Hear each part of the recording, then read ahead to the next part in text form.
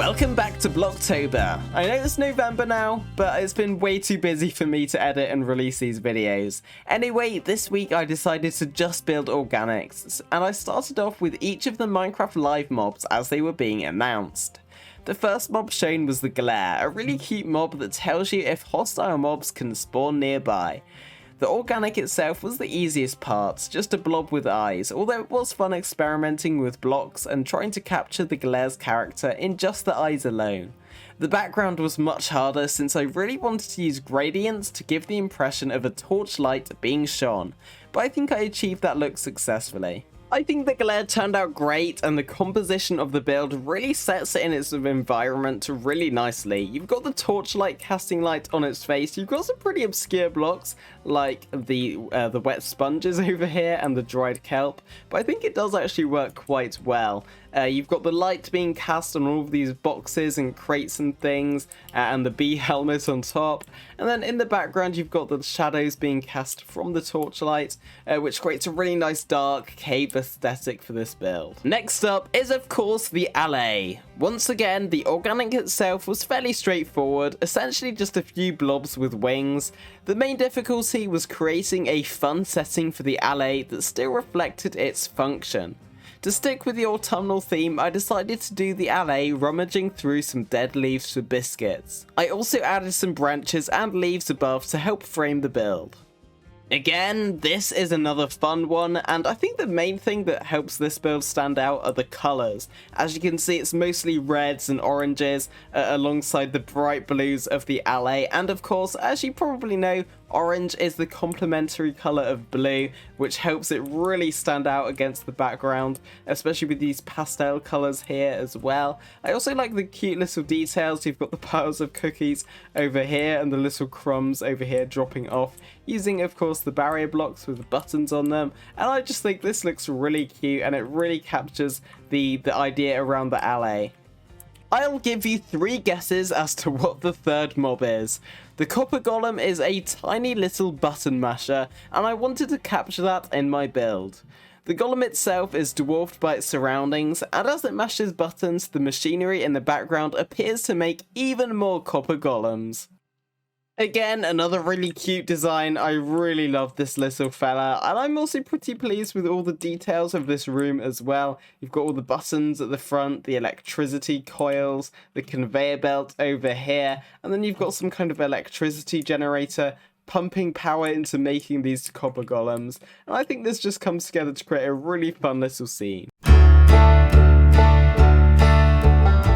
This build is the only structure for the week, but I was inspired by the little stone Danish windmills I've seen quite a few people build from time to time. I used diamond and gold blocks to carve out the terrain, then used World Edit to paint it with farmland and wheat. I then detailed it with colourful flowers and hedges. The windmill itself isn't very autumnal, but the bright orange roof and sails helps to sell that style instead. Okay, despite this not really being an autumnal build, I think the colours really help give that impression. You've got the yellow of the wheat and the sunflowers, the red of the roses, and then you've got the orange of the windmill itself, and it really gives that autumnal vibe, even if it's not actually an autumnal build. But if you go up the granite path over here, there's loads of cool little features. There's the water tower, the lavender field with the lilacs, and then right at the top is of course the windmill. The white walls and the orange roof really helps it stand out, and I do like the pop of colour you get with the crimson slabs, and then the gradient on the sails themselves also looks really nice. Next up, I was actually inspired by one of my old Halloween costumes to build a haunted Scarecrow in a field of corn. I used gold and diamond once again to lay out the shape of the organic before adding the textures and details. The face was the hardest to get right, but after experimenting with the debug stick, I found something that worked well. Afterwards, I just used World Edit to create a cornfield around it and gave it a dark nighttime background. This Scarecrow looks really good at nighttime. I've used the light source block from the 1.17 update to really illuminate the face, so from a distance it still looks really creepy, especially with those red eyes. I also like the backdrop. It's sort of like a dark sunset with red at the bottom, black at the top, and then the fields of corn as well really immerses the Scarecrow in the scenery, creating that creepy appearance. And for my predominantly American audience, I of course had to include a turkey, which of course is very much connected to Thanksgiving.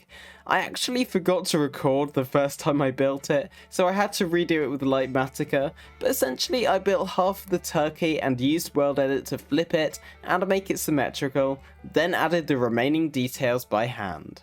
I'm actually really pleased with this turkey. I think I did a pretty good job with all the textures. It really does look like a turkey, so I mean, I guess I succeeded there. And we also need to give this turkey a name. In week 1, we did a fox, which is now named Monty, thanks to Meg Ray for the comment. So we definitely need a name for this turkey as well. What is the most turkey-like name you can think of in the comments? Let me know down below. For the third week, I actually watched Tim Burton's The Nightmare Before Christmas for the very first time, so I felt like I definitely had to build Jack Skellington as a result. Considering he is 90% legs, I found him relatively straightforward to make. I also enjoyed the composition with the snow and ice trailing behind him and the moonlight casting the shadow before him. It was really hard trying to capture Jack Skellington in this really small space for the head, but I do think I did a fairly good job.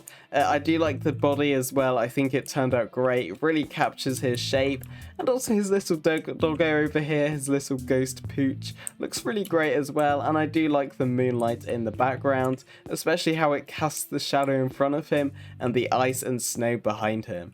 And there we go, the end of week 3. 2 more weeks left to upload. Let me know which one has been your favourite week so far, and which of your builds this week has been your favourite. Anyway, I will see you all next time. Bye for now.